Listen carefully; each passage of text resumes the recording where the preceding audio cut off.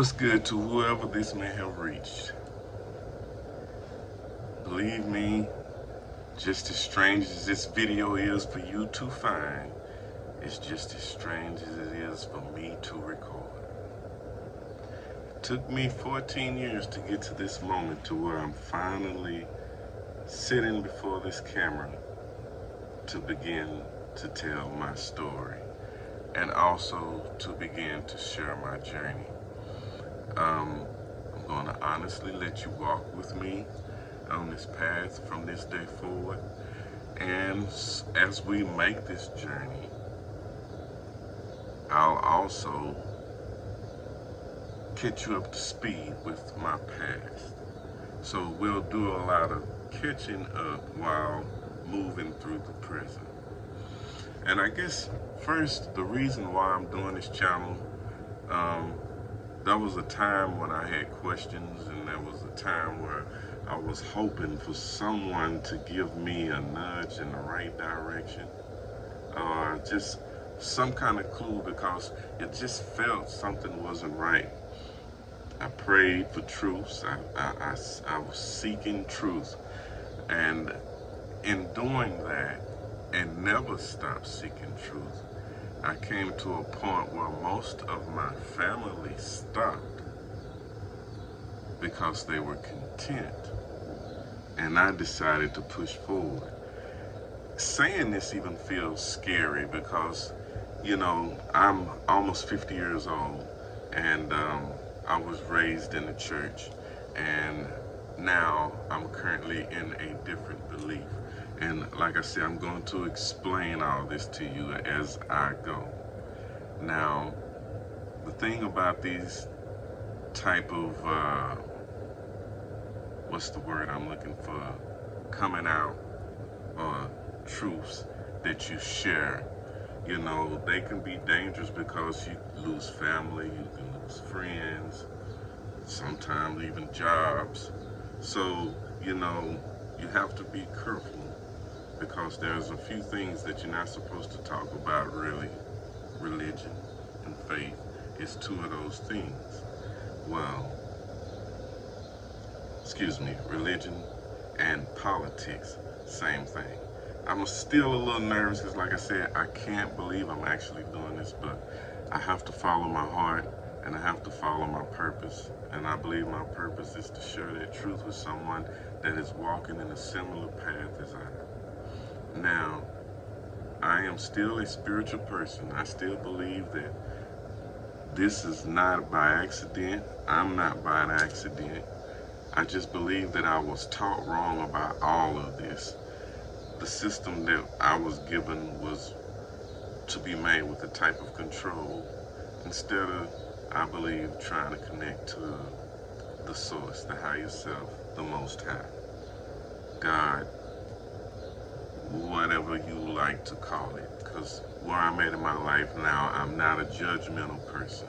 I'm a very understanding person. Like I said, some truths are easy to see, some are not, you know, but as you begin to learn and educate yourself, you begin to see things, and also other truths will begin to come forward as you seek your truths. And I'm going to share my truths on this channel. So, yeah. So, Path to Journey, that's basically what it's about. So, with that being said, I guess we might as well get started. Well, I was raised Christian. The very first memory I can remember in church is seeing a baptism pool at the back of the church, behind the choir stands, like most churches have.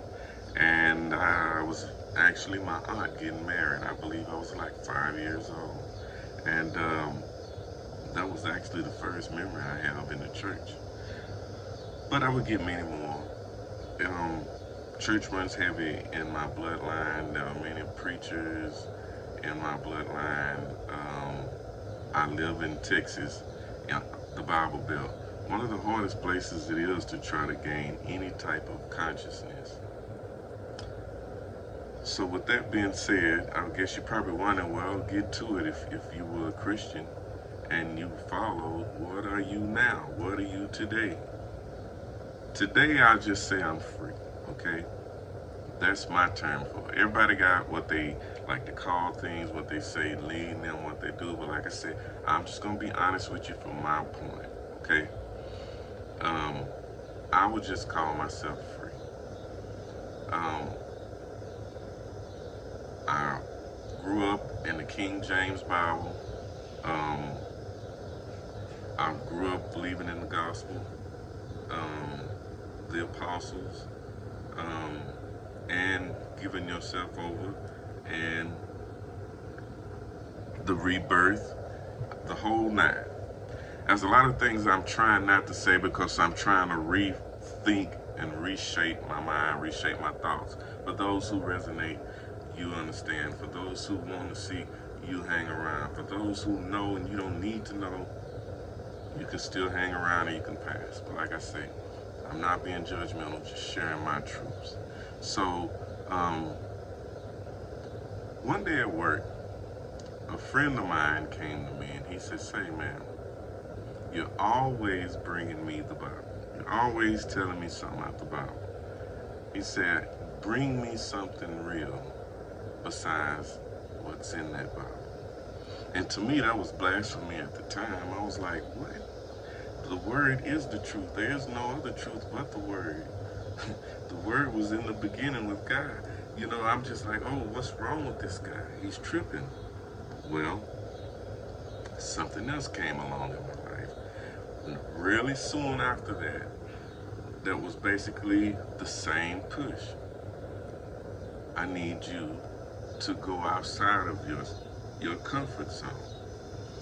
And I was like, well, I'll do that. You know, I stand on what I believe in, so I'm sure what I'm about to go look up will just verify my beliefs. This is what I thought. I thought it would verify my beliefs. Little did I know I was opening Pandora's box. One of the first things I guess I could remember is I started going through certain things in my life that just made me pay attention more. At this time, I was in church almost 7 days a week. I was there for choir rehearsal. I was there for Bible study. I was there for any extra activities we would do during the week. I would be there with the deacons. I would come and help with the usher board.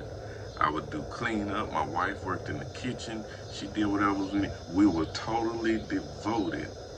You get what I'm saying? This is why you got to hear me. We were totally devoted to what we believed at this moment. And certain things began to unroll in my life, and I'll share those later. We ain't gonna pop it out now. But it started to unroll that made me say, hey, something's not right here. And I ran into a relative that, this is funny how we ran into each other. We never met before. I was on a post that I had come across that said something about know thyself at that time, which resonated with me really well for some reason. And I was like, well, let me check this out. And I'm looking at it, and then I make a comment on the post. Well, the guy that commented on the post that I wrote ended up being a cousin in a whole nother state that I never met before. My name was not on the page, so he didn't know my last name, and I didn't know his at the time, so there was no way we knew we was related. But we're actually cousins. My grandmother and his grandmother sisters. So it just, we got so far apart over time, you know. Oh, cut to the chase, I'm not gonna stretch it out. Basically, I ended up finding a relative that went through the exact same thing I was going through. And he gave me some things that I should read.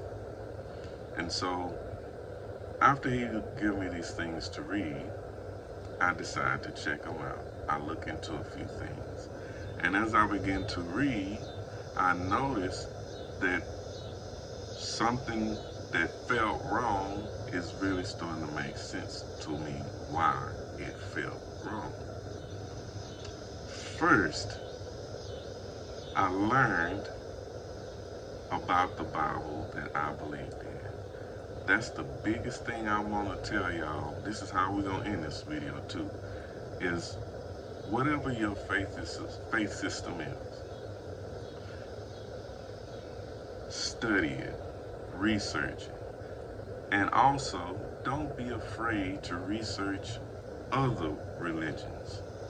Because what you'll find is it almost looks like a recopied playbook with different teams written at the top of the playbook. Hate to say it that way, but as you dig yourself, you will see.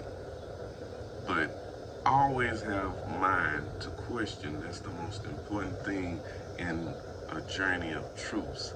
You can't be satisfied with just what someone else believes. If a person has never ridden a bike,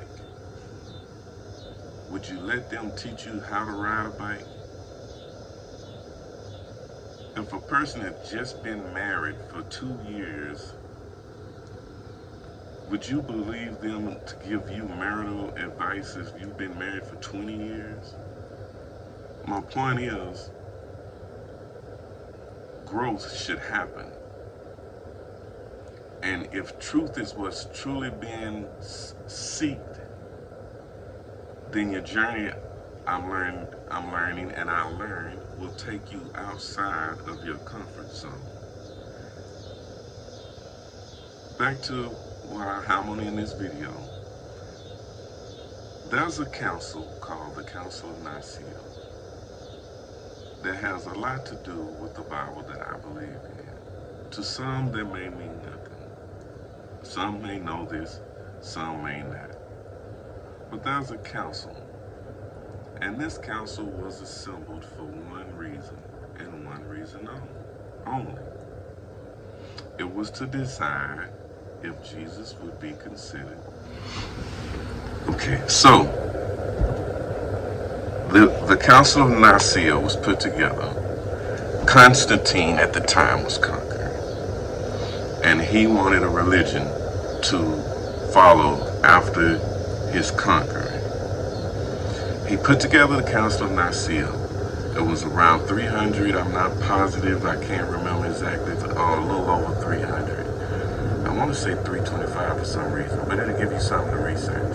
But it was around 300 members on this council, and there was a divide between this council. Some believed that Jesus was just the Messiah. Some believed that Jesus was God and the Holy Trinity in one. The Father, the Son, and the Spirit all in one. And the other half believed it was just the prophet, not the Messiah. Okay, now, this was a divide between this council. You can look this up, study it for yourself. But when this divide happened, there were a lot of things that happened in history that wasn't good. There was a lot of killings. You had the Crusaders and a few other ones going around during this time when Constantine was, like I said, this is going to give you something to research. But you know who won in the end, if you're a Christian, or if you read the story, or if you read the Bible and you know the story of Christ. So you know who wins out.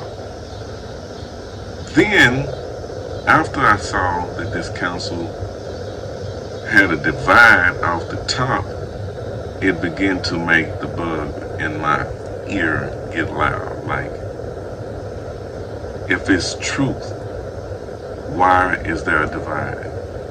There should be no divide in truth. And so there began my journey, was the Council of Nicaea and the split between the two. And this the kicker when you research at what time did this council dismember?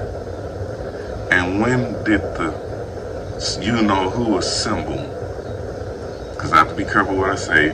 You-know-who assemble, that is the big boss of all this religion thing when we talk about Christianity. So all I'm saying is, use your mind, think, don't be afraid. Like I say, this was a big push for me. I might be hard to listen to, but be patient with me. This is something that I did not know I would be doing ever in life. But it's important. It's important to listen to what your purpose is, and the only way to listen to what that purpose is to search inside, search yourself. You're going to hear this term a lot if you're on the journey for truth. As within, so without. As above, so below. To some it may make perfect sense. To some this might sound like a riddle. But if you just slow yourself down and quiet yourself and just listen, you'll begin to start to hear the true self start to speak. And you'll also start to find inner peace in that. But to do that, you can't do it with your phone in your hand. You can't do it with your TV on. You can't do it at the time where there's a disturbance going on. You got to find your quiet place somewhere, because that's the beginning of you finding you. It's to go somewhere where you can be with you. I have beautiful children, a beautiful wife, but I still have to go somewhere in a spot of silence and to rebalance myself, which is also a big word you hear here. So I hope I went too all over the place. I will be more structured in the next video. This is more of me saying, hello everyone, I'm PG33, and I am willing to share my journey with you. So until the next time, y'all be safe, peace, and love.